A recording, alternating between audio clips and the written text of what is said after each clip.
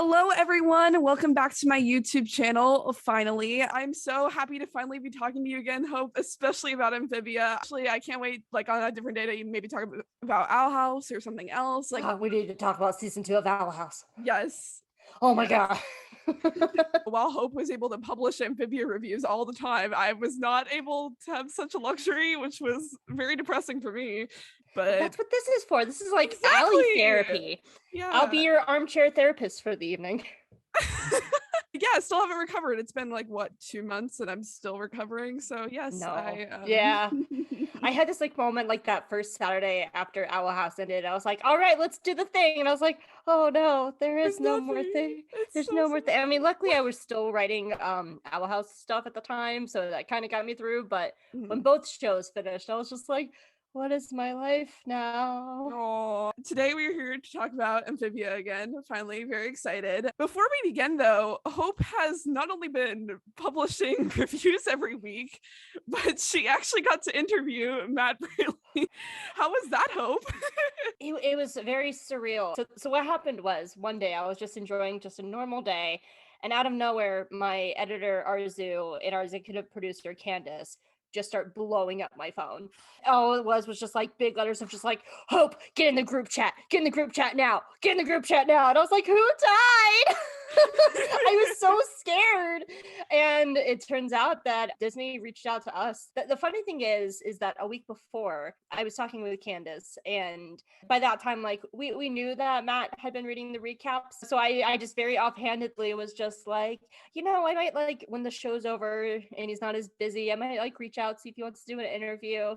And she was like, yeah, that'd be nice. And then a week later, Disney reached out to us. And so it was very surreal. I actually got a screener for Three Armies. That was a really cool thing to be able to see it beforehand, and I've never had done that before, so that was a lot of fun. But he was just really nice. I could talk to him for hours. I just want to pick his brain. He's so funny, and he's just a really nice guy. We were talking beforehand, just chatting, and I only had 30 minutes. And finally, the very nice Disney lady came in and she was like, I hope you guys know you're spending all your time right now. And I was like, oh God. I was joking again with Candace recently. I was like, I would love to do an episode on Sonic the Hedgehog. And she was like, yeah, doesn't Matt Braley like that? And I was like, yeah, that'd be fun if me and Matt wanted to sit down and just talk about the new Sonic movies. And she was like, well, you manifested it once. Speaking to the ether, it'll come out of the ether again. So Matt, if you're watching, if you want to talk about the Sonic the Hedgehog movies, it was a really fun experience. I'd love to chat with him again because I could have talked to him for hours easily. I definitely had the same feeling, who died to the extreme, but when you first told me about what happened, the way you vague texted at first, I was Allie, whoa, what happened? I blew up your phone too. I was just like, Allie, get to your text. I forgot about that. I did. It was so much fun. Very glad that you did, because that is just so cool, and I'm so glad that I knew. I was sitting there the whole time being oh my God, I know this is happening. This is so cool. And just having to sit on it because we didn't know when we could publish it, and we had an idea what to do. We had a date. We couldn't publish it before a certain date because of reviews and stuff like that. But they actually sent me the screener late, and so when we got there, the Disney was like, "All right, you ready to talk about the Three Armies?" And I was like, no. No, I don't know. What are you speaking of? And so that's why it was more of a much more open-ended interview. It was a really cool experience, and yeah, I'd love to talk to him out another time. He was really just such a joy to talk with. Yeah, I'm so happy for you, and I really enjoyed watching the interview. But yeah, I will link that in the description below. I'm sure everyone has seen it at this point because I know it went around when it got published. But it's, the craziest thing is I never thought I would ever see my name in on a fandom wiki page, and when I look up B&O, I see my name down there in our publication. I was like, that's so cool. Oh my God. I actually almost didn't ask that question because I wasn't sure if it was a spoiler or not about B&Om's name. Mm-hmm. They hadn't been revealed, or of course their nicknames. They're not their actual names, they're nicknames, as Matt explained. I wasn't sure if it was a spoiler because sometimes in stories names hold power, very classically in Rumpelstiltskin stories and stuff like that, names hold power. Amphibia hadn't set up a story where the name would be important, where the very speaking of Anne's name would give her beliefs and powers and stuff. They hadn't set up that story. but there was no indication that we would ever get like Beonom's name.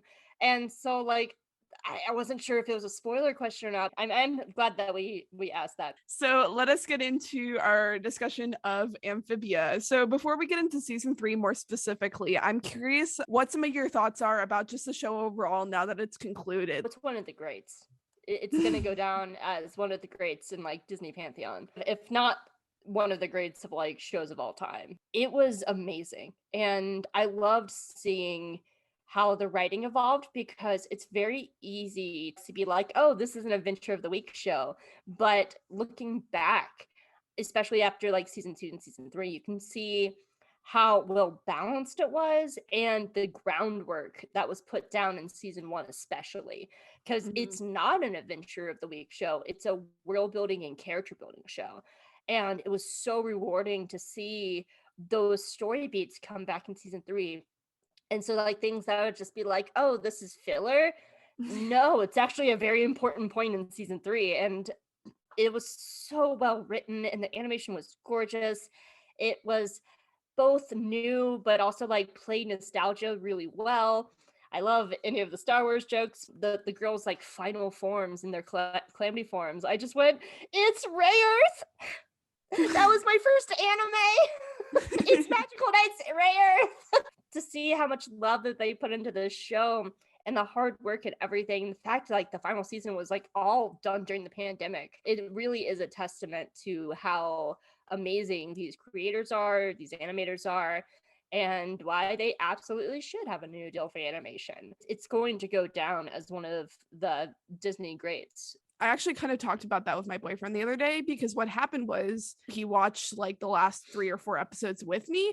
I never thought he'd want to watch the rest of the show, but it's kind of been funny because we're actually watching through the show now. And he's seeing some of these like season 1 things. We talked about how like some people at that time could have interpreted more of as, like you said, like more story of the week. But like since he'd seen that these characters come back at the end, we were talking about how like, wow, he has this like perspective, like I know this is going to come back and it's going to have an impact. It's just been interesting that he can like go in with that sense of knowing where everything's going to culminate and getting to like pick apart all of these little things that are happening in the beginning of the show and seeing how it's going to come back in the end. That's just been like really cool to experience. This is definitely one of my top favorite animated shows, and just overall I think it's a wonderful animated show. It's one of my favorite shows ever, and I'm so glad that it was able to, like you said, still tell its stories despite the pandemic, still take risks despite what happened with True Colors, everything, like such wonderful storytelling, wonderful animation, and it just brought so much heart. And I'm such a character driven person, and this show just really made my character dissecting, loving heart so happy. I've loved like looking into the different relationships in the show and the character journeys and everything. It's just, I just love this show so much. You're a college student. I'm in my 30s. So it's almost as if girls don't graduate out of animation. Cartoon Network. Exactly. Cartoon Network. Oh, that was a salty day. Yes. Let's dig into season 3 more specifically. So I know you noted some of your general overall thoughts about season 3 as well. I like that you brought up the Star Wars stuff. That always made me smile, especially the validation of the prequel fans. We love to see it. Love to see it. Love to see it. Now if we can get some more Shmi Skywalker rights, we'd be going. Yes. Girl. We're living right now. Just more Shmi Skywalker, more Padme, just like more of the female characters from everything, please. Yes. And then All In just did such a freaking effective job of like culminating everything that had come. And that was honestly one of my favorite like behind the scenes things that was released, was when Matt released like that plan sheet he had for All In, because like just reading that and seeing all the little things he noted that had to happen, I just like, yes, loved it. So I missed that. That's interesting. I have to go digging for that. Did you see his tweet yesterday about Bessie? Yes. I understand why they didn't do the whole like Bessie whispering I love you in like perfect English. I understand why. I sure do hope it gets like a ton of like animatics, because it would just be so funny. But I totally get why they cut it, because it would have cut through like the emotion of that scene. I get it, but it's hilarious. What are some of your favorite episodes from season 3? Temple Frogs really affected me personally.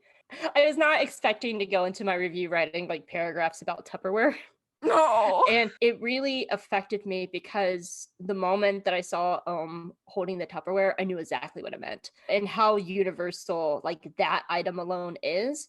And like so for context, right at the beginning, like right as the pandemic started, my nephew very suddenly passed away.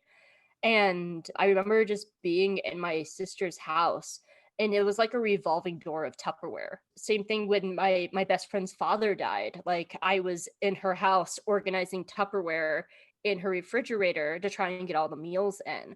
So like that, like Tupperware is like this universal, weirdly but also very intriguing universal symbol of someone passing away. And it's also a sign of community too, because that's how a community comes out and supports the people who are mourning, is bringing them meals. And like that's always been like, whenever someone has passed away in my life, there's always Tupperware around because people bring them meals. And so like seeing like emerge with the Tupperware, I knew exactly where the story was going to go, because it's such this like recognizable thing. And of course, like the things that like everybody has already talked about, like seeing Thai culture and like seeing the community and everything, like yes, all that is important too, but that really impacted me in a way that I wasn't expecting. And it was such a unique image that is also universal among so many different cultures. Really affected me because it was also something that I had just very recently lived, like two years ago with my own family. Like that episode really, in a unique way that might not be unique to other people, like really touched me. Yeah. For me, this episode was just one of many examples. I'm taking an intercultural communication class right now because I'm a communications major. We had this project and each of us got assigned a culture. And by some weird random chance, I got assigned Thai culture. And something I just found really interesting is a lot of these things I probably would have been learning for the first time if I hadn't seen the show I already knew. Like making my project and reading this chapter I had to read for this project about Thai culture, there were like 4 to 5 things that were like in Amphibia that I learned from Amphibia that I was like, oh, whoa, I already knew that about like Thai culture. Oh, cool. Like, for example, some of that was like the Y and Muay Thai. It was just so cool to like see those incorporations of Thai culture in the show and then be able to go out in the real world and like my studies and be like, whoa, I already knew this from an animated show. And that just shows like how amazing it is that these animated shows are exposing viewers to new cultures and teaching them like such unique things that like you maybe wouldn't think you would learn unless you like went out into the world and like talked to other Thais and learned from them or took an intercultural class. But no, I'm just casually watching a show on the Disney Channel and I'm learning so much about Thai culture, and I just thought that was so awesome. Absolutely. Yeah. I really loved out of season 3A, I'd say my top eps were Turning Point and Froggy Christmas. Froggy Christmas was my other one too, so that's why I added that one as well, because yeah, I'm with you on that one. Yes. Turning Point, when we talk about Sasha, I'll get a bit more into it, but Turning Point was just so awesome to see Sasha's growth, especially like soul focus. I love whenever we get soul focus on Sasha. Wish we'd seen her just a bit more in 3A, but like this episode, that's why this episode is just such a standout, was getting to see her, especially at such a pivotal point in her journey. Froggy Christmas, Froggy Christmas, it's so good. I love it so much. Honestly, like Turning Point would be like, if you would ask me like top 5 favorite episodes, that would be in my top 5. It was a really good episode for Sasha because, and I like that it wasn't the redemption. Like she wasn't like, and I'm a good guy now and everything's fine. Like it's the turning point. And it was not just for her, but like also kind of for Grime as well. So yeah, I'm totally with you on Turning Point as well. Froggy Little Christmas. I have a lot of feelings about Froggy Christmas. For one, I love Christmas. It's my favorite time of year. November 1st, my house is decorated. Like I am a Christmas person. I love it so much. It's my favorite. To have a new song from Rebecca Sugar. That song, yes. Put it on Spotify, please, so I can have it on my Spotify playlist, because it just lived on my YouTube on loop for like 3 weeks. Like 100,000 views. That was me for like 3 weeks. I just sat on loop for hours. I hyperfixated on it. It was great. But there was also some things in that episode, which I'll get to when I posed a question about Sasha and Marcy's parents. So I'll talk about more of that. But that final scene did a heck of a lot of legwork for Sasha's character for me. A heck of a lot of legwork for Sasha. And it was letters. And it told me everything I needed to know. I really love that episode. It's now in like my like rotation for Christmas stuff that I always watch in Christmas. It's just this like warm, fuzzy feeling, and it's just so sweet and kind. And I loved it, and it was warm, and it was fun. It's a fun episode. Like I would almost argue that Andrias is a touch out of character, but it doesn't matter because it's a Christmas special. Exactly. Everybody can be slightly out of character. Exactly. And everyone just loves special. gamer Andrias. Yeah, absolutely. Yeah. So Yeah. I totally agree. That's actually one of my top 3 of this. It might be one of my top 10 in the show as a whole. I love Froggy Little Christmas. Yeah, I love seeing like Anne just again recognizing how valuable her parents are, because like it's just so awesome in season 3 to just see that, particularly because like the first time she really talks about her parents, it's more so focused on how critical they were of her and how difficult that relationship was. But again, being separated from them made her realize just how much she missed them and how big of an impact they had in her life. And then getting to be back with them again and getting to show them how much she's grown, and then also just getting to like give back to them with the float, and then at the same time paralleling getting to see Sprig reflecting on how much Anne has impacted his life and working on his gift for her, and how much he wants to show how much he cares for her and the impact she's had on his life. Like just how much these characters care for each other. Like it's just like so wrapped in a nice little package in this episode, and I love it so much. It's so good. And also the thing about Anne's parents being critical, they weren't wrong.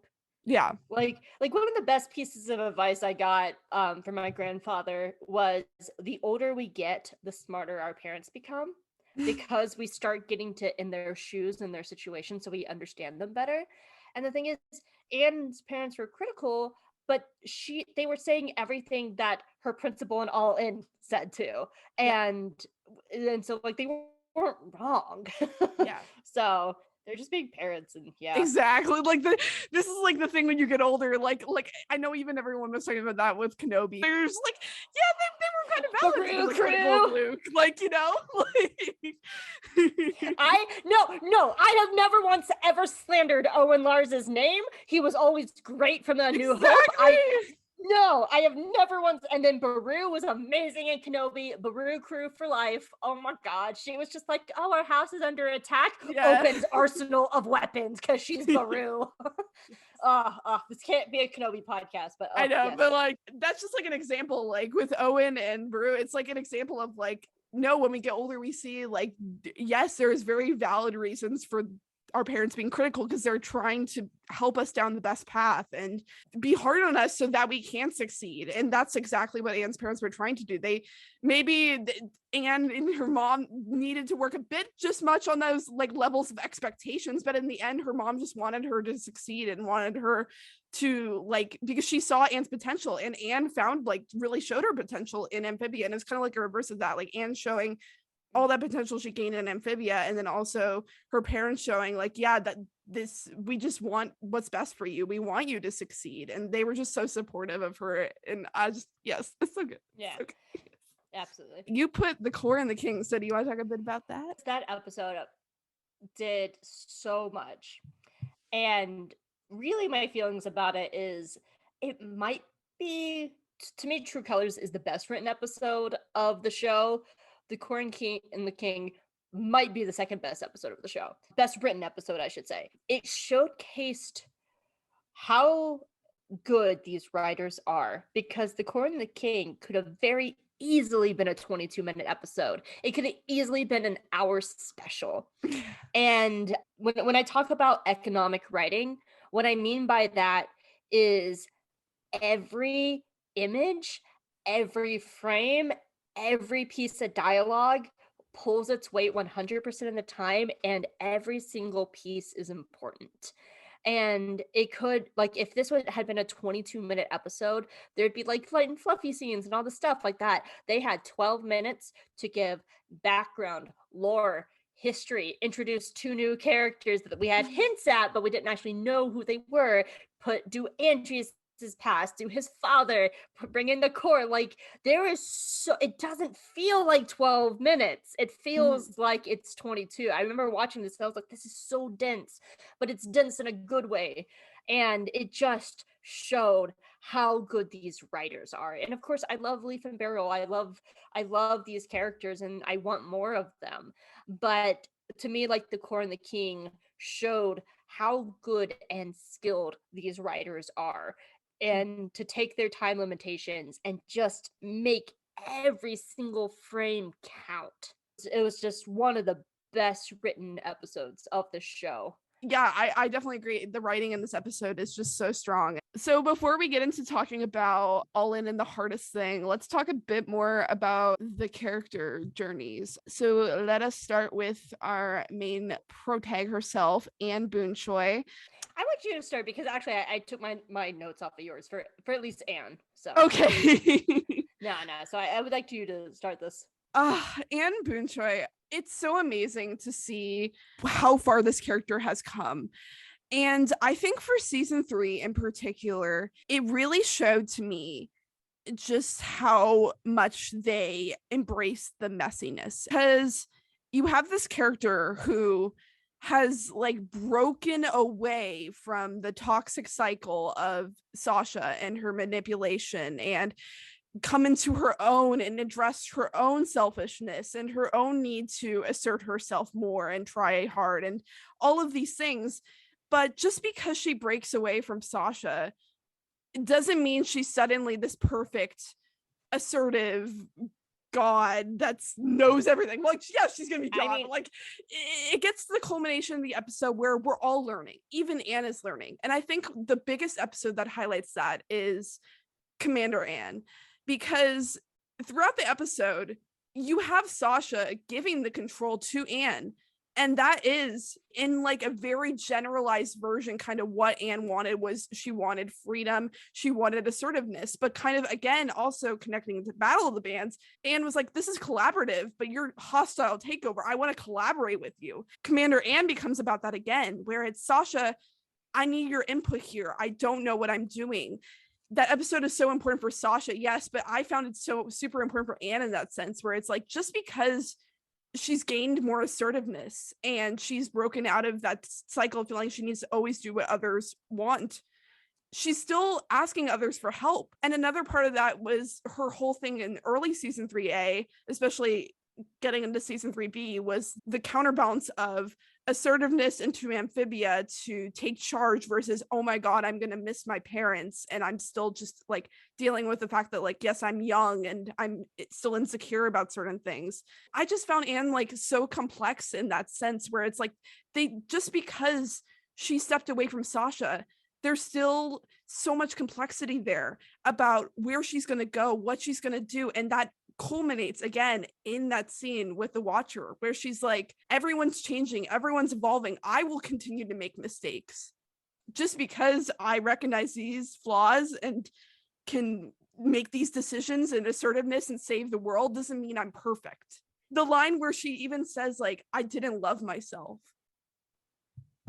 I'm sorry. Like, the fact that it wasn't just like a wanting to have others view her well and maintain a friendship through action, but it was also just that she herself didn't value herself enough to assert herself.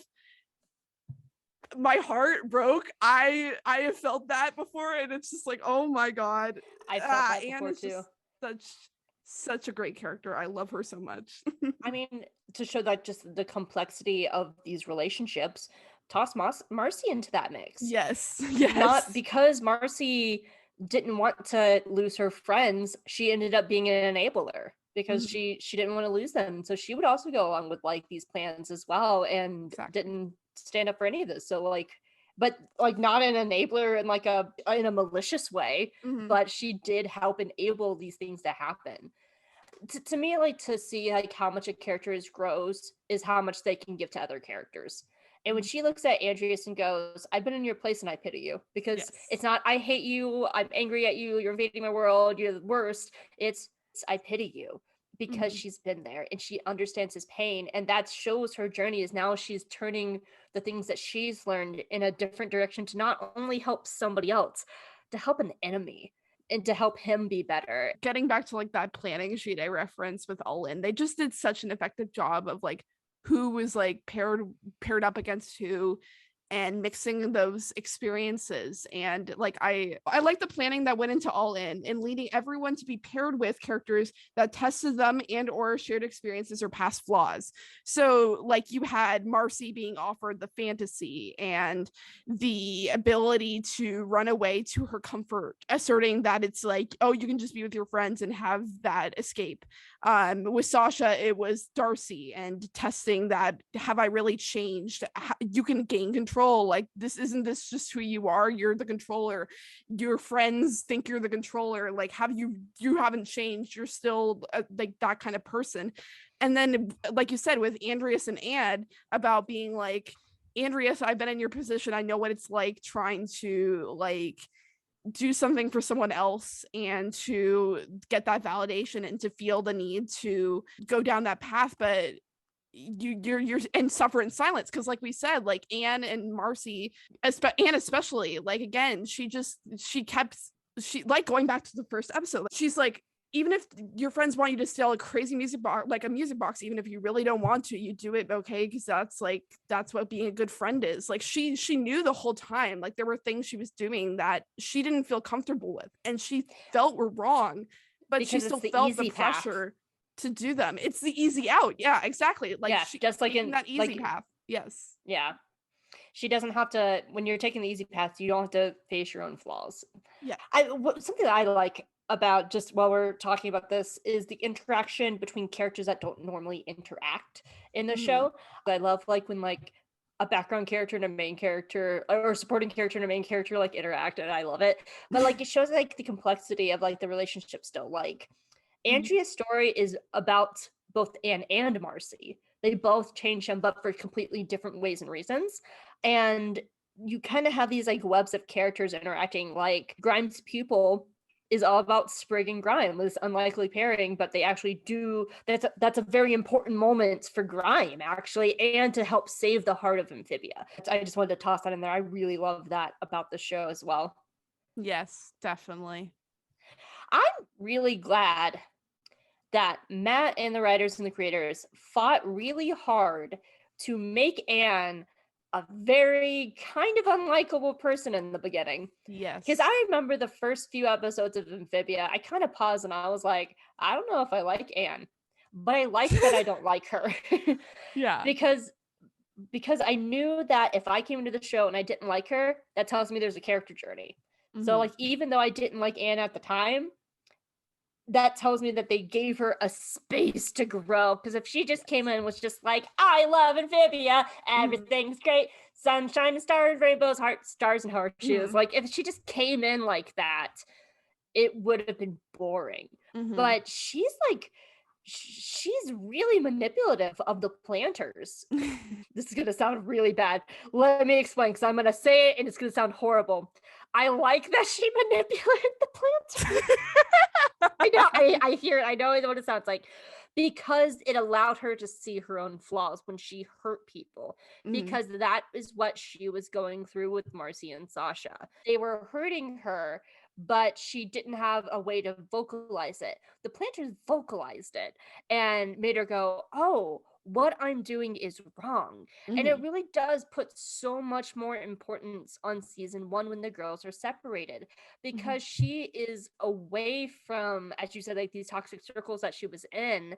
So it was really kind of probably the first time she was on her own. She was away from her parents, she was away from her friends, and she had to essentially just sit with herself and go, oh dang, what am I doing? It let her figure out a path to where she's had these journeys. I love Anne of the Year. Anne of the Year is just such a great episode to me, because it's almost like a checkpoint for Anne. Like we've reached the first checkpoint, let's look back at your character journey. And for her to be like, oh, like I have come this far, I've done all these things. And then Sasha shows up and it's the first test of going, oh, hey Sasha, we're trying to keep everything the same, but Anne's already changed and Sasha has not. Season 1 is a lot of legwork to get to season 3 and to get to All In and to get to these points with Anne. And it's really, really important. I think just how they wrote that character is amazing. It's just really well done. Yeah, and something I also value about her, not only having all those flaws and everything and like getting to go on that journey, but also in the sense that like either having her start more perfect or achieve perfectness, and then they could have easily gone down a path of just she solves all the problems, she's always the mediator.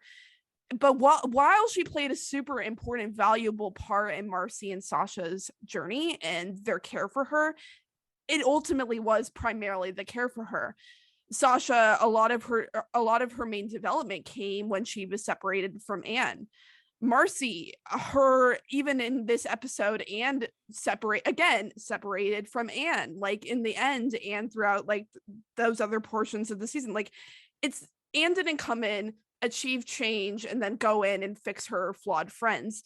Yes, her flawed friends saw her change, and she was a very valuable relationship that helped motivate some of their change, but she wasn't the immediate, like, I'm gonna poof, wave a magic wand and you're not flawed anymore kind of character. And I liked seeing that, where like, and then again, Anne still deals with continuous flaws, continuous insecurities, even after all of that change throughout the early seasons. So it's just, I love all the flaws, all of the messiness. Hey, Disney and Cartoon Network and Netflix or Sony or any other animated studios out there, come here.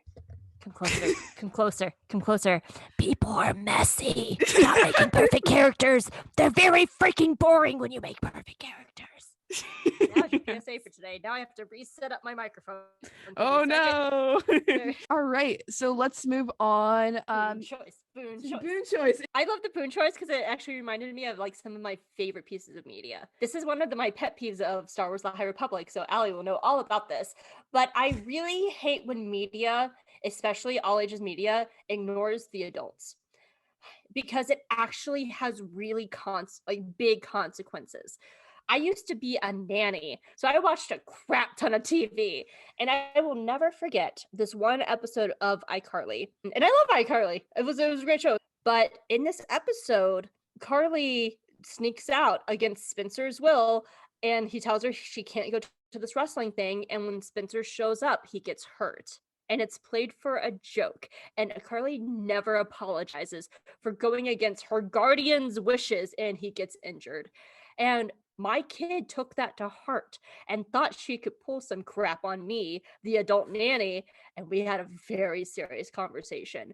But that media, what kids watch and how adults are treated, is important because kids are watching those power dynamics.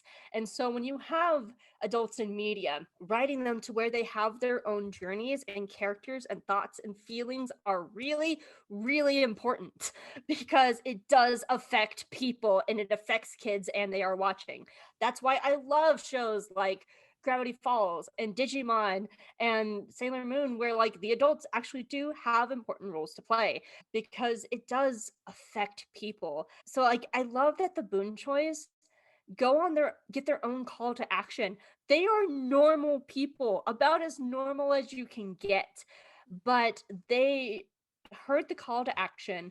They trusted their daughter. They rose to adventure. They become these like amazing badass warriors, but they had to start somewhere where like just even seeing talking frogs made be faint, to where that now they're like fighting to save their world. And it's so great to see. And it, again, economic writing. They did it in what, like 10 episodes? Not a lot. And there's a lot of other stuff going on too, like focusing on the planters and how they're out like fish out of the water, just like Anne. And like there's a lot going on there to get them to that point. And I love the Boonchuys. I wanted to give them a shout out because they're one of my favorite parts of season 3. It's very important writing that they're doing, because if you don't get parents right, it actually does really have consequences. Mm-hmm. Mr. Boonchuy fulfilled all of my, well, not all of my, I missed Marcy very much this season, but he was my Marcy during the season. He's the best. It's unfortunate that all of the, because like Amphibia, a lot of that early season was like, monster is gonna murder us, and he just got all the pain this season. Like See how many times he just gets like the worst of luck and the pain, and it's just like, oh, poor Mr. Boonchuy.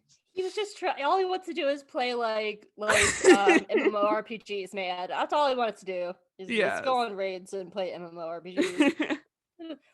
I hope Mr. X hooked Mr. Boonchuy up like the best gaming system that government money can buy. He has a nice like government advanced like system, and he finally gets to finish his raid. Like that's what I hope for B in the end. Yes. Yes. I actually wanted to ask you a question. Sure. Do you think we should have seen Sasha and Marcy's parents? I have two thoughts about it. And I wanted to see your thoughts because I've seen a lot of various things online. I know there were a lot of people who wanted to see them.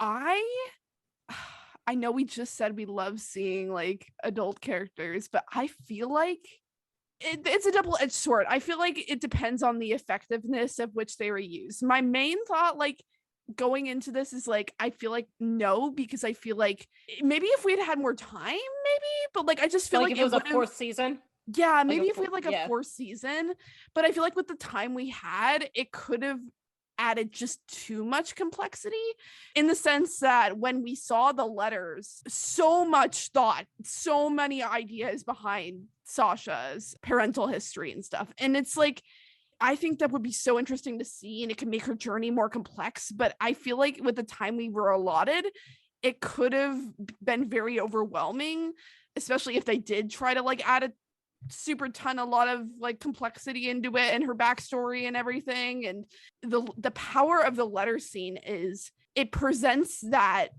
idea to you, and it lets you think, oh, here's all these influences that could like affect Sasha and where she is. Yeah, the funny thing is that's almost exactly my answer. Okay. I was very avid when I was writing my reviews for season 3 early on, before we got confirmation of like where are Sasha and Marcy's parents, because they felt like, especially like when we saw like other people from their school noticing that Anne was back but not Sasha and Marcy, surely their parents are going to show up at some point. But then when we got confirmation that season 3 was going to be the last season, it made a lot more sense. And you're right, I think if they would have brought them in, it would have just taken, because you'd have to introduce them, you have to get voice actors, like they would essentially need an episode of their own. Exactly. And I think it all goes back to that very like economic writing, how all these stories have been created.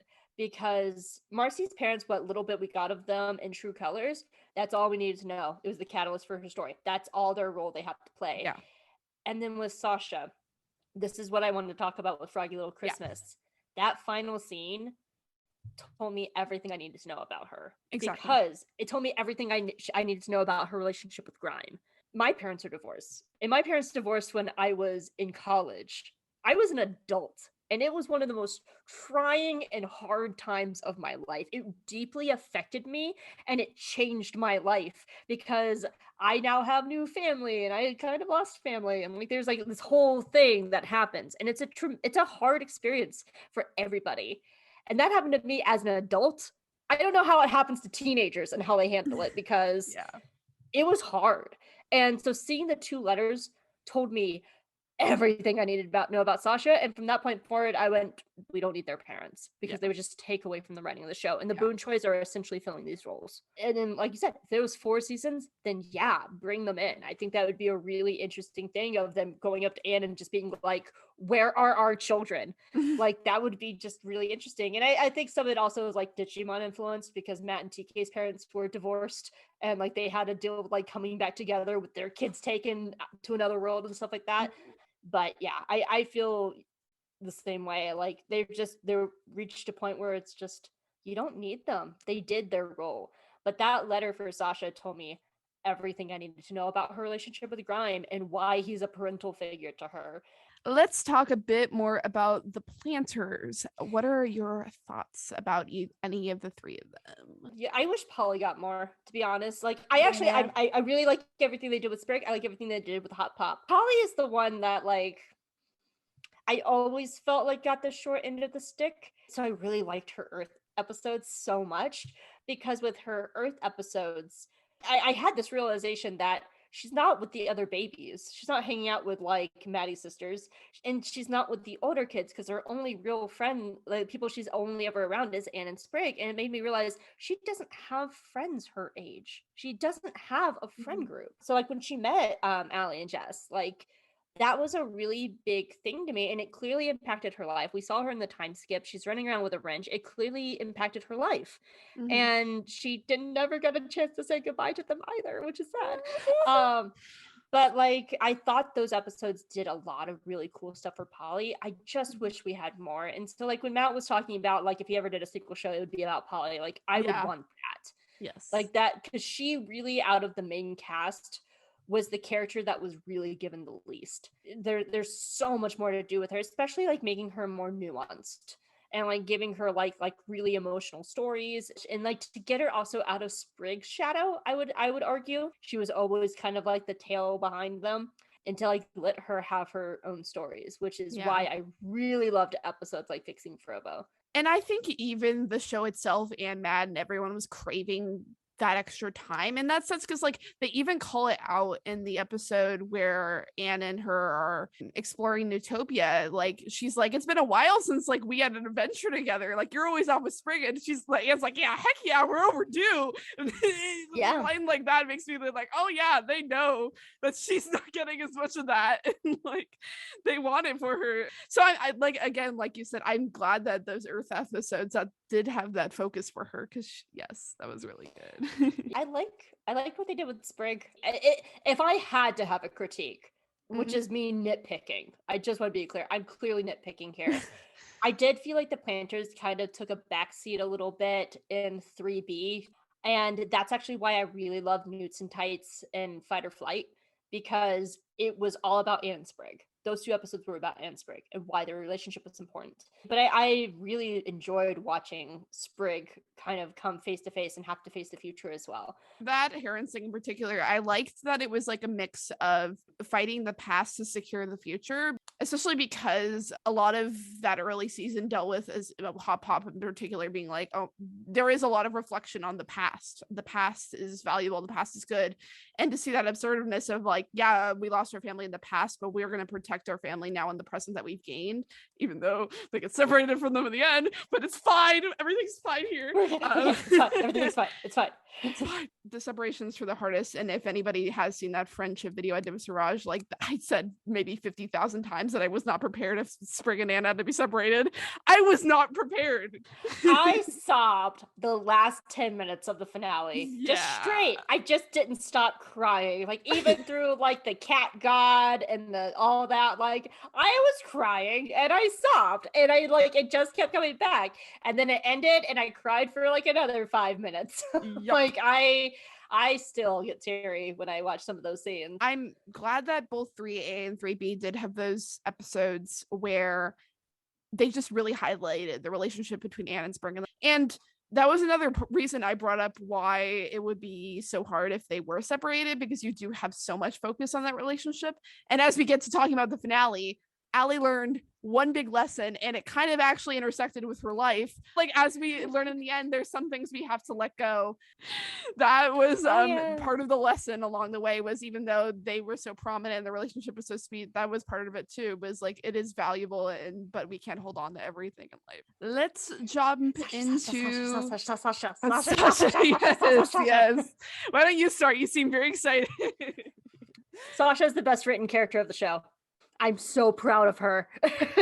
When, oh my God, when she rises, like when Darcy is beating her down, she's a gnarly gash on her back, Grime is down, back against the wall, baby girl rises. And I wrote it, I think I wrote my thing, for a single moment, Sasha was the most powerful person in the multiverse.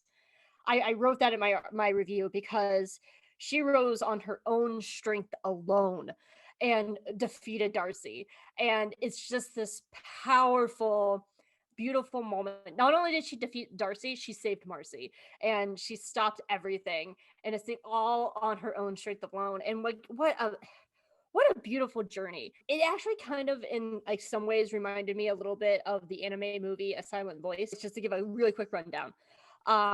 Opens, and it's actually about a bully. And when he was a child, he was a bully, and it's a very raw, hard movie to watch. He was a bully, and he bullied this deaf girl, and it doesn't hold back. It's pretty gruesome how he bullied her, and what ended up happening is he hurt her by accident, and everybody turned on him and started bullying him, so he had to like live with the repercussions of his actions. And he ends up meeting the deaf girl again as a teenager, and he has to come to terms with his own actions and have to figure out what redemption means for him while trying to rebuild this relationship with this girl that he hurt at one point.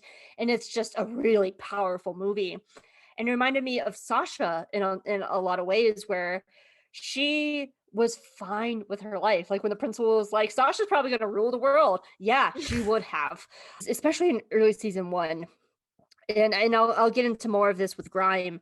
I don't think Sasha realized how much her changing Grime was actually like really important, because she was doing it out of manipulation, but it was actually the best thing for Grime. And so like there are some like good things within that as well. But with her realizing her mistakes, and while it was kind of on a slower journey than Anne, it's such a beautiful story. We don't So often toxic characters are just caricatures. They don't get redemptions, or they like learn their lessons in like a very special episode or PSAs and stuff like that.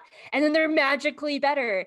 But what I like about Sasha's story is it's not perfect. It doesn't have a perfect little bow on top, because she will never see Percy and Braddock ever again.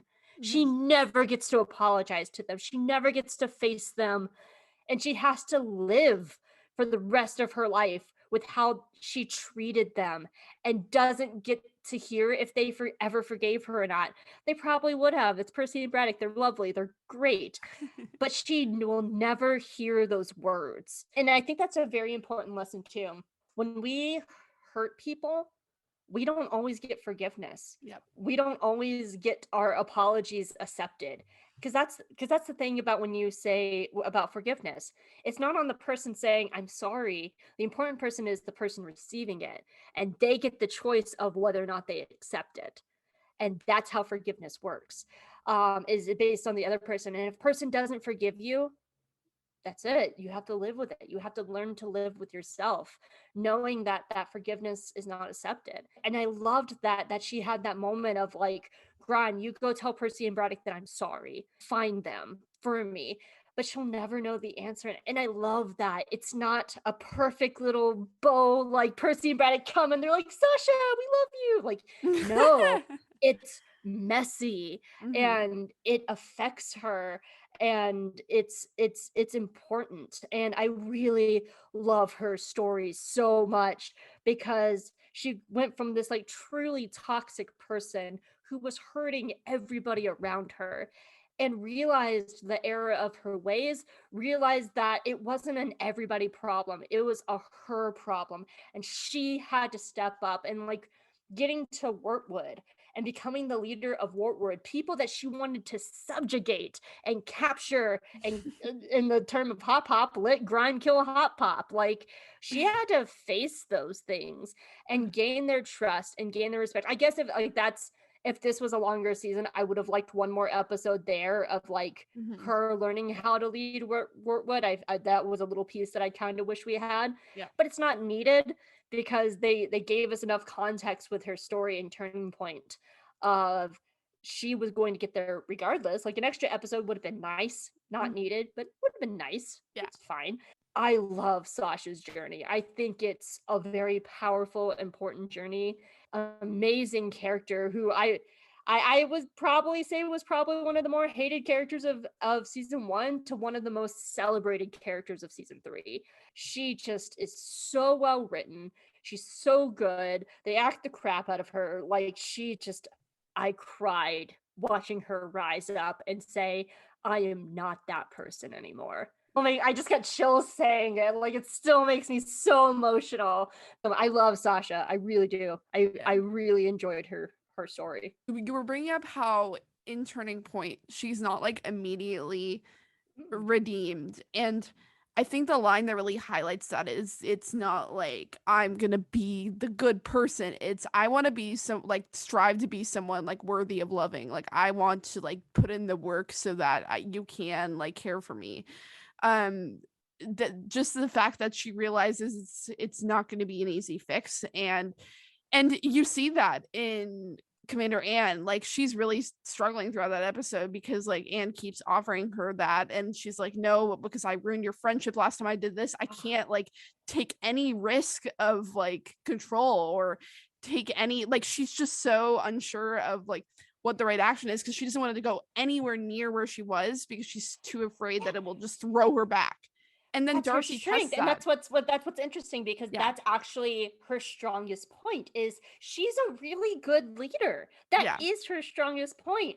But when she abused that power for so long, she had to figure out how to use this power that she's really good at and not abuse it. And that's why it's interesting.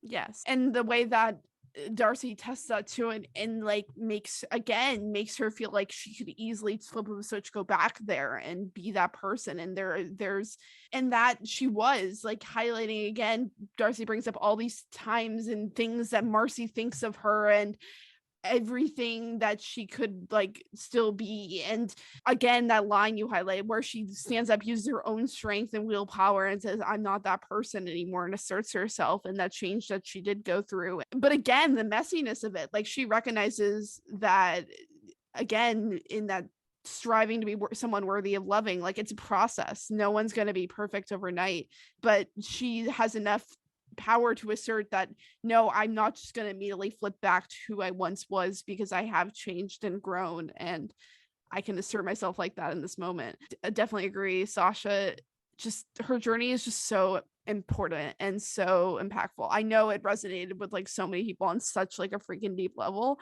Yeah, they really did such important work with her. It goes back to the whole thing of like, it's okay to make mistakes. That's how we grow. When we're called out and embarrassed, like those are not bad things. Those are chances to grow. And it took her a couple of tries, but she got it. And it was one of the most beautiful stories of the entire show. Your other fave. My boy. No, my always fave. My always Your fave. always fave. Yeah, like, well, Sasha's the best written character of the show. Grime is my favorite character of the show, and I love him. I miss him so much. I love Grime. He's my baby, and I miss him all the time. I think what's interesting about Grime's story that I really liked is he was not just Grime. There's a few characters that kind of filled this role, like Hot Pop kind of filled this role, and the Ohms and everything. But Grime represented a group that needed to heal. He represents the heart of Amphibia that they needed to save. And I talked about this a little earlier about how Sasha was changing Grime in season 1. And yeah, she was doing it for manipulative purposes. But the thing about Grime is he had to first change how he treated his own people. He treated the other toads like trash. And he had to first recognize that his own people had worth, that they were valuable, that they were important, for him to then go to the toads and like help unify them. And it was a very important step to the overall story, because it's not just about stopping Andrias and the core, it's about saving the very heart of Amphibia. And that means like breaking down these biases between the frogs, the newts, and the toads that Andrias put into play 1,000 years earlier. Until those biases were broken down, the very heart of Amphibia would not be saved. Because if they didn't put in that work, when Anne, Marcy, and Sasha leave, they would just go back to that world of like the newts are up at the top of the food chain and the toads are subjugating the frogs. Like they had to fix those rifts. And so much of Grime's story, especially from like from having to learn how to value his own people and his own self, but also having Grime's pupil, the episode with Sprig, to see like, no, the frogs do have worth. They have just as much worth as the toads. And that was in a very important, he became a leader. Like we see at the end, he's a delegate for the toads. We have to assume that his sister let him have that role, that the other toads, who all pretty much like looked down on Grime as an individual, he proved that he could get Beryl's Warhammer. He could be a leader that didn't lead through fear, but lead through healing. He had to learn how to lead through healing and had to help those rifts go away. So Grime played a very important role. He didn't play the most important role like in the main characters. He played a very thematic role in the overall story of Amphibia, because he was the face of the Toads that represented what needed to change to save the world as a whole, so they didn't go back to their hateful, harmful, subjugating ways once the girls left. I think you summed it up very well. So let us move to my fave. I love her. I want you to open with Marcy, because Marcy's your fave. I will talk for a long time. I worry. Because you'll definitely dive more into the character. Yeah, like I know you're gonna dive more into Marcy's character. I'm gonna dive into like how they structurally wrote her. So you open with Marcy. I talked a lot about why I love Marcy in our last video, and I will be linking that many times in this video as well as in the description. For this season specifically, it even more so heightened all the things I value in her own journey and seeing from her, but also in my own why she's my favorite character / why I relate to her. I talked about in our last video about how I felt the insecurity part, I felt the separation anxiety stuff. This season hit me with just how much more relatability there was, because we knew Marcy was an individual to be very invested in her own interests, but they kind of took that to a whole new degree in this season, where not only is she using it as a general escape because it's what she loves, but she also uses it as an escape because she's ignored. Her interests are taken for granted. She's neglected in the friendship. And I have experienced this a ton before. The scene with her in the movie, that scene hit me so freaking hard. I've lived through that. I felt that before, where I feel neglected in a friendship. I feel like, and then again, her part in the enablement, I feel that need to just comply, to make do, to hold on to the good, what good there is, because I'm too afraid of losing the people I care about, / I am too afraid of the unknown. I'm too afraid of the realities without the one that I currently am in. And my two escapes for that are that acceptance of the present, as well as the escape into the fantasy world, the escape to watch Star Wars, the escape to go on Twitter and talk about Star Wars or Amphibia or watch Owl House, or just those escapes are that way of maintaining it. Because, like, again, she's embracing all these things she loves, but her friends are taking that for granted. But it in the end, it is her escape. It is not her limitation, because it is that safe space for her. And that's why, and in the end, when she's offered that safe space, it's so powerful, where she's so afraid to trust in her friends because of that distance she has felt and that need to accept what is in the present. But she, in that moment, says, "And Sasha, I believe in you. I reject this fantasy. I'm not going to escape. I'm going to trust in my friends and trust in that chance that we can create a future path together." Because as we see in Olivia and Yunnan, her biggest fear is them not forgiving her.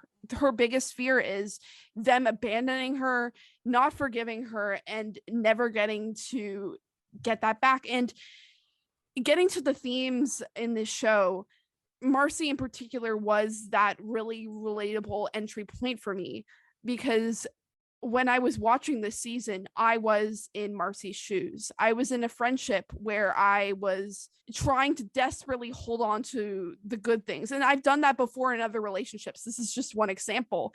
But in that moment, I was afraid of change. I was afraid of what would happen if I lost that relationship, or if I just generally stood up for myself in that relationship.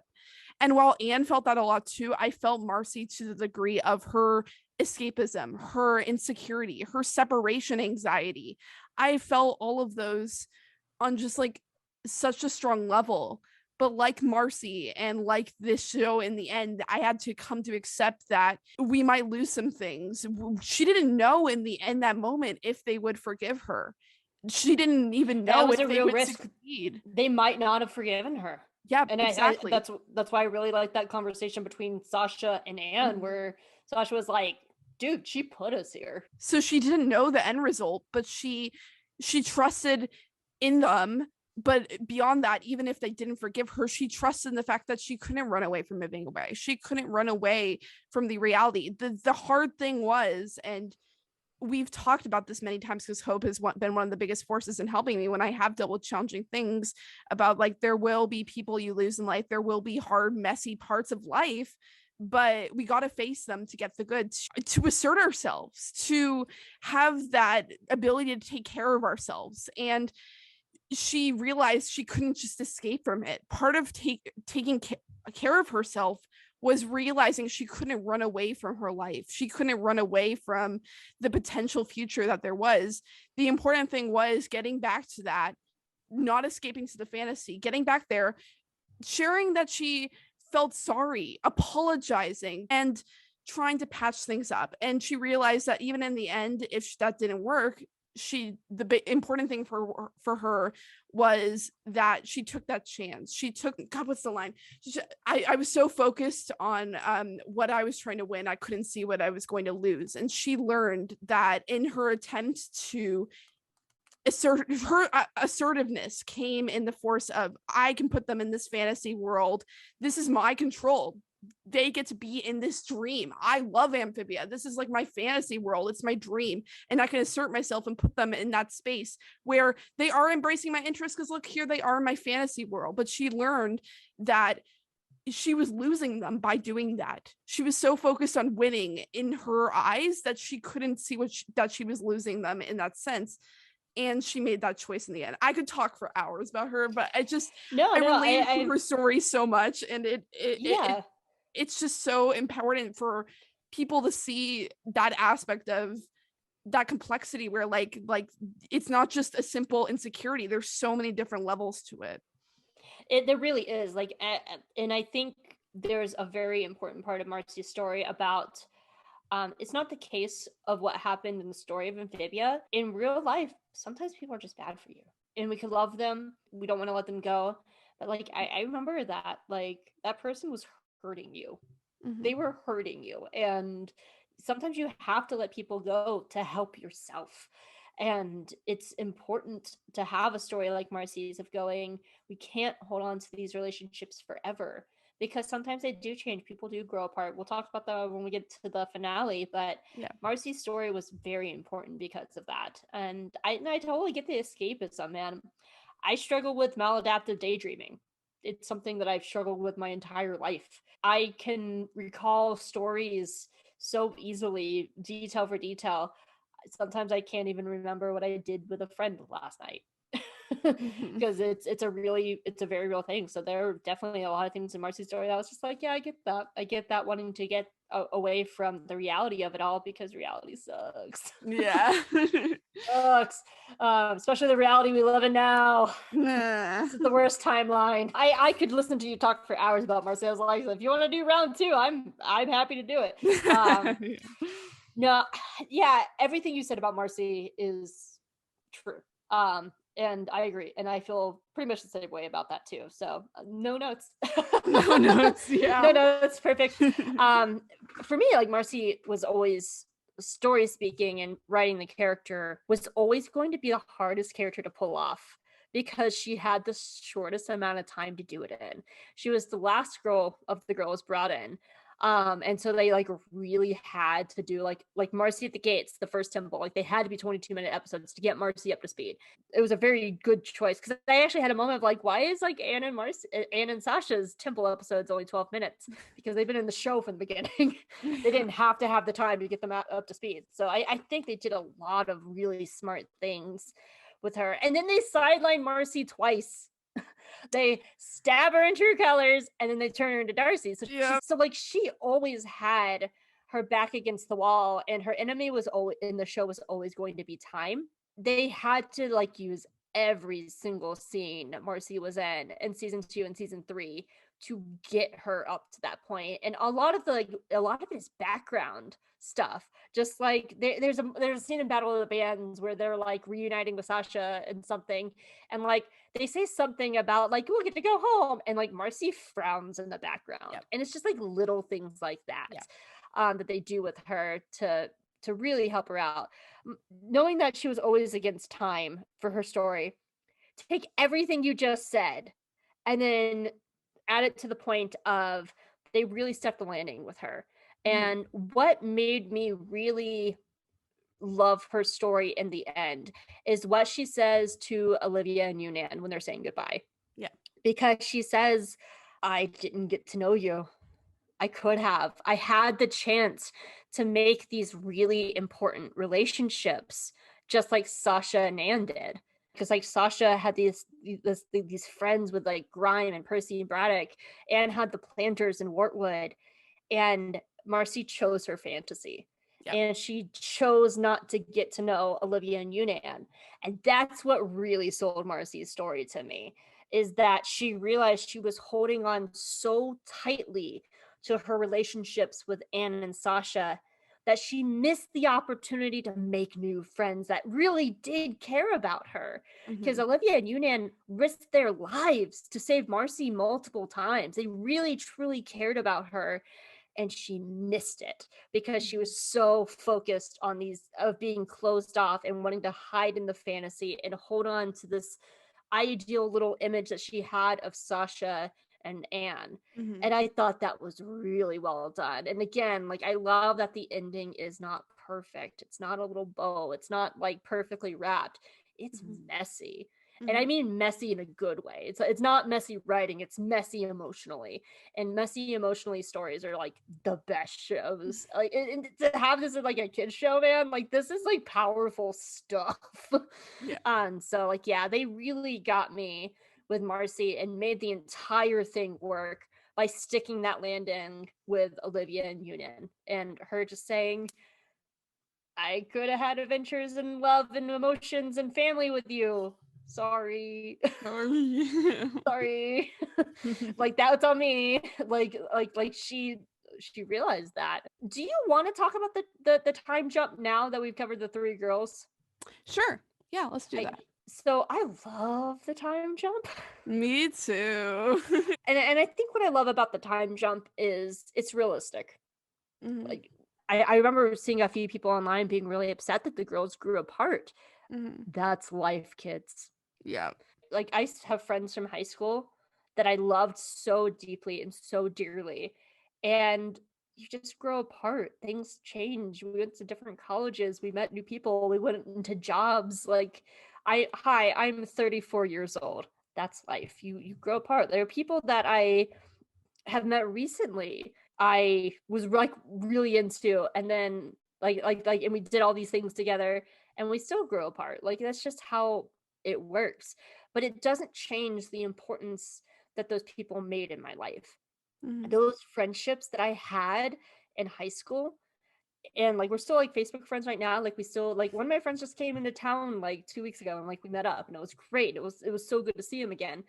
But I don't talk to him every day. I don't see him, but he was a really important part and it was still part of me. And I think that's what this message is like every person we met is a pillar in the house that makes us up, that makes up all of us. And they will always be a part of my formative years. They help me become who I am. They help me change and grow. And so even though I don't talk to them and I don't see them, they were still really important to me. And that's what I really liked about the time jump is that it was just very realistic. And also Sasha's bisexual one, like that's awesome. But yes.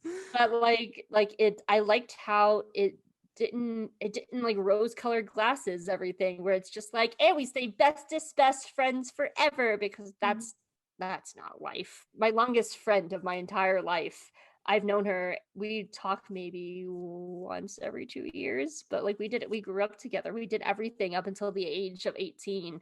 Her mom and my dad were friends when they were in middle school, and you just grow apart from people. You become different people. And I liked that it wasn't sugar coated. It was very real and kind of raw. And that ending, that time jump with the girls is something that young fans and young viewers will be able to grow up with and come back to, and at different points in their life it's going to mean different things. So they could come back to that scene when they're in college, they could come back to that scene when they're in their 30s, and it's going to change and mean something different. And it was beautiful and I loved it. And I love that choice of the time jump to make the girls not stay together, because that was essentially the point of the show is things change, people change. In the video I did in December, I kept talking a lot about how hard it would be to see the separation, how hard it would be to go through change and have disconnections, because I kept focusing on it's about the characters together, it's about friendship forever, woohoo. Then Allie went through some experiences in the next couple months, and along with the show, I realized that the show wasn't just saying we're changing to come together. We're changing, but we can also still grow apart. And I think it was hard for me, and it's still hard for me. I know I'm kind of in like one of those middle places still with a lot of people where it's like I don't hate what happened, but it's still sad. Like, it's sad regardless of how effective and meaningful it is to realize that we will grow apart from people.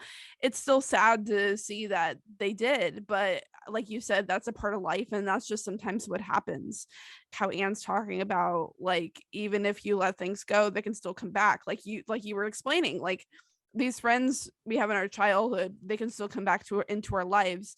And even if we grow apart in the future, that doesn't change the impact that people had in our lives in the past. And especially for these three, like, they went through just so much, and so they're always going to have just such an important part in each other's lives. And I just also loved seeing where they individually like ended up to in terms of the time skip, like Anne becoming like taking care of frogs and making a little amphibia. Went from like grossed out by dissecting a frog to like fully like embracing it. Like yes.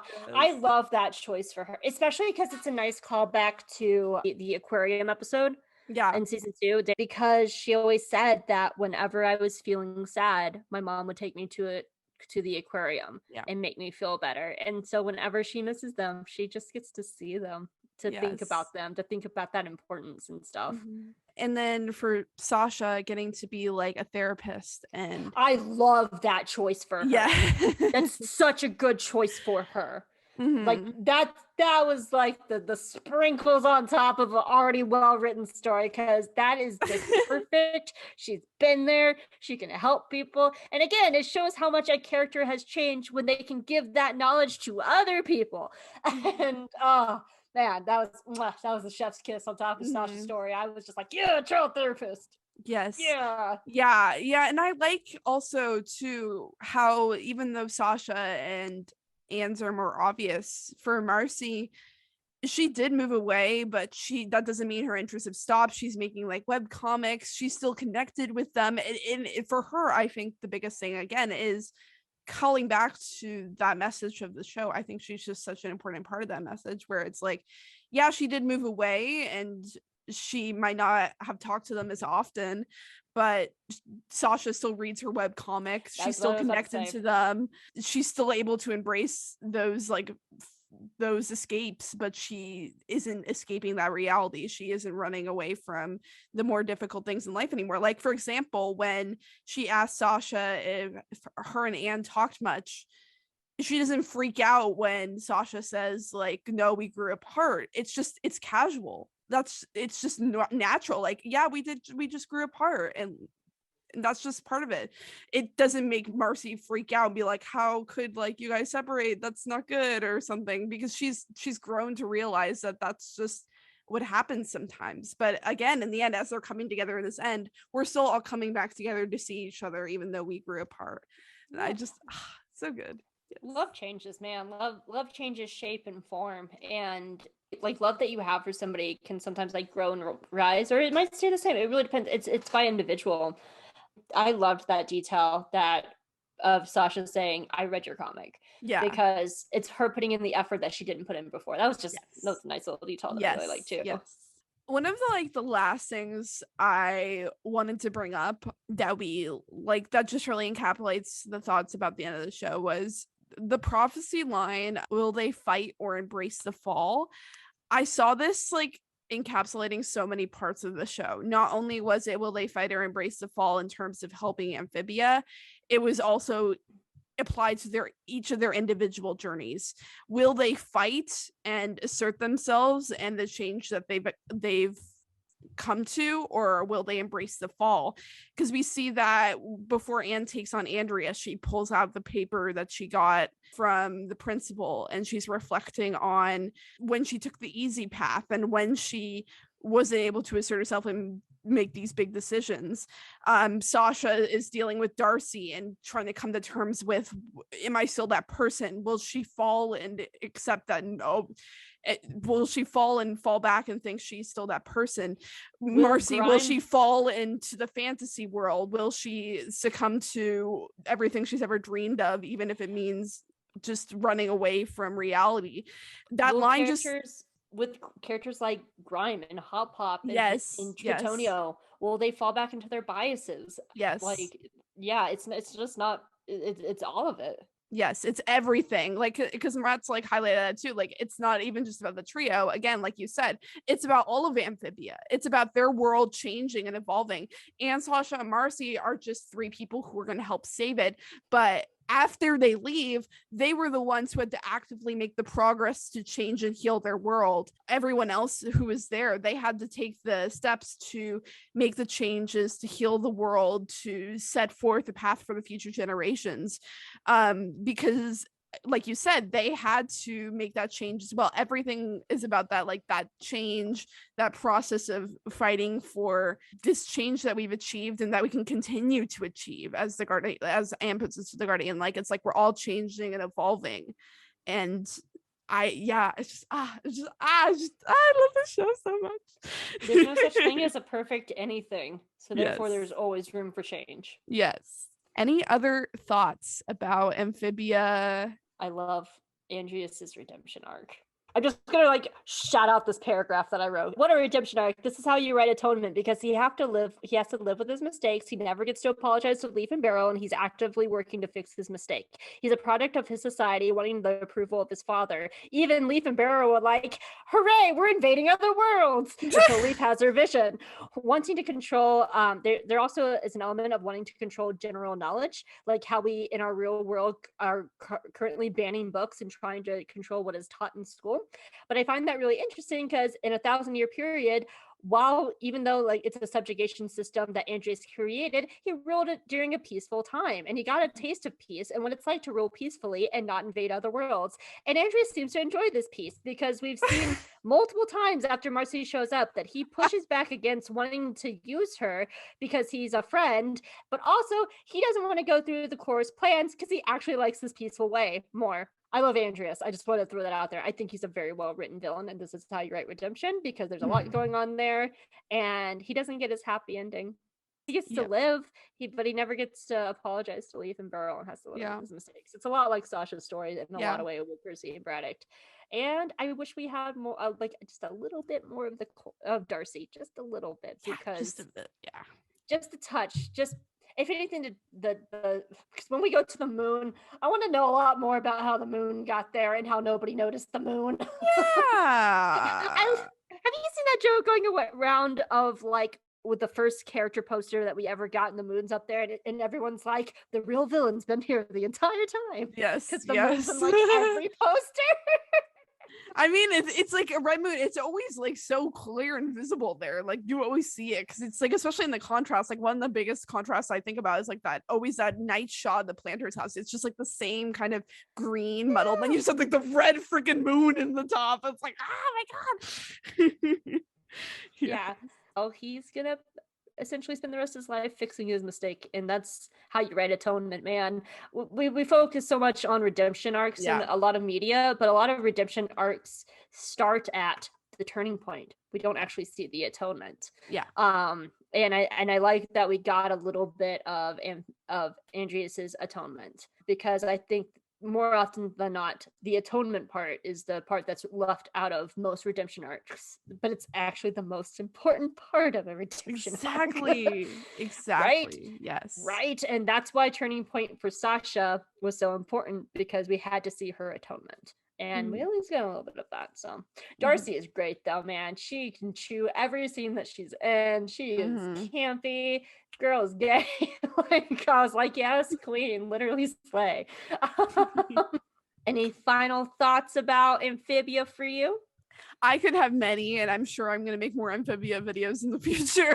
Like, I'm going to continue talking about the show because that's just how important it is to me. And I'd love to join you if you do. Yes, And definitely. There are a lot. I guess to end this off, I'll just say, like, again, it's such an important show to me, not only because it's so relatable and ties into so many aspects of my own life, but like as it stands on its own, its characters, its stories, its impact, and just like that ultimate, like those ideas of like those themes of like change and healing and growing, and just like it handles all of it so well and so meaningfully. I love Amphibia. So good. I really mean when I say I think it's going to go down as one of the greats. That made me cry for 10 minutes during the finale. I cried a lot. I think I cried even more. I sobbed, man. Between all in two, if you include like both of those final two episodes, there was a lot of tears shed. Thanks for having me on, Allie. Yeah, thank you for coming on again. It's always so much fun talking about animation and all the good things with you. Yes. You're one of my favorite people. I miss talking with you. Thank you. I know, I was so excited. Thank you again for joining me. Where can people find you and all the cool things you do? Oh, you can find me in a lot of places. I am the staff writer for the Geeky Waffle. That's where I wrote all my Amphibia recaps. I'm excited to say that I'm going to be writing the Bad Batch Season 2 recaps in the fall for the Waffles. Nice. RC's turning them over to me. And you can find me on some of the Geeky Waffle podcasts. And I have my own podcast. Oh, I have to talk about Bookmarked and Busy. I'm so sorry. I'm going to say Bookmarked and Busy is our new show from the Geeky Waffle. And it's a +18 podcast. It's really good. I'm going to be on an upcoming episode, but even if I wasn't, I would still recommend it to everybody because it's about Ren, who is a fanfic reader interviewing fanfic writers, and it's just discussing a fan fiction as a medium, discussing ships, discussing why people write the stories that they do. It is a +18 podcast because they do talk about mature stuff. So just be aware it is +18, but that's part of why it's so interesting, because it's talking about, like, it's critically talking about adult content in a very productive and critical, healthy way.